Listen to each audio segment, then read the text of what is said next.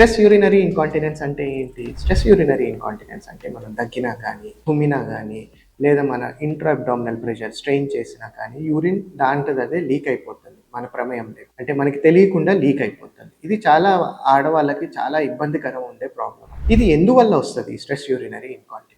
So, ఈ stress urinary ఇంకాంటినెన్స్ మనకేంటంటే ఆడవాళ్ళలో రిపీటెడ్ చైల్డ్ బర్త్స్ వల్ల ఆ పెల్విక్ మజిల్స్ అంటే కింద ఉన్న కండరాలన్నీ వీక్ అయిపోతాయి. దానివల్ల వస్తది. లేదా స్ఫింక్టర్ డెఫిషియన్సీ అంటాం. దానివల్ల కూడా రావచ్చు.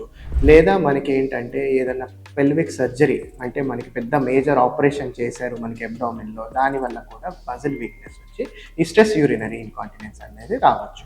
సో, ఈ స్ట్రెస్ యూరినరీ ఇంకాంటినెన్స్ వచ్చినప్పుడు మనం ఒక యూరాలజిస్ట్‌ని కన్సల్ట్ అయితే ఫస్ట్ ఏంటంటే మనం చెక్ చేస్తామనమాట. అంటే ఎంతవరకు మీకు అది ఇబ్బంది కలిగిస్తుంది. అంటే ఒక బ్లాడర్ డైరీ అనేది చూస్తామనమాట. అంటే ఎప్పుడు లీక్ అవుతుంది, ఎన్ని ప్యాడ్స్ చేంజ్ చేస్తున్నారు. దాంతో పాటు కొంత ఇమేజింగ్ టెస్ట్‌లు అల్ట్రాసౌండ్ టెస్ట్ చేస్తాము. దాంతో పాటు ఎగ్జామినేషన్, ఫిజికల్ ఎగ్జామినేషన్ చేసి అవసరమైతే ఒక యూరోడైనమిక్ స్టడీ కానీ ఏదో ఒకటి చేసి చూస్తాం. చూసి దాన్ని బట్టి మనం గ్రేడ్ చేసుకుంటాం. ఇప్పుడు మనకి దీనికి ట్రీట్మెంట్ ఏంటి?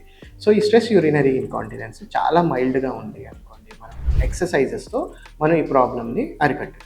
అంటే ఇంప్రూవ్ చేసుకోవచ్చు. అంటే ఆ లీక్‌ని తగ్గించుకోవచ్చు. కీగల్ ఎక్సర్‌సైజెస్ అంటాం. అది చేసుకొని తగ్గించొచ్చు. అదే మోడరేట్‌గా ఉంది, సివియర్‌గా ఉందంటే ఫస్ట్ మెడికేషన్ ఇచ్చి ట్రై చేస్తాం.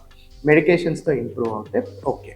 లేదు చాలా ఇబ్బందికరంగా ఉంది అంటే సర్జరీస్ చేస్తాం. సర్జరీస్ అనేవి ఒకటి టీఓటీ అని, టీవీటీ అని, ట్రాన్స్ ఆపరేటరీ అంటే స్లింగ్ సర్జరీస్ చేస్తామనమాట.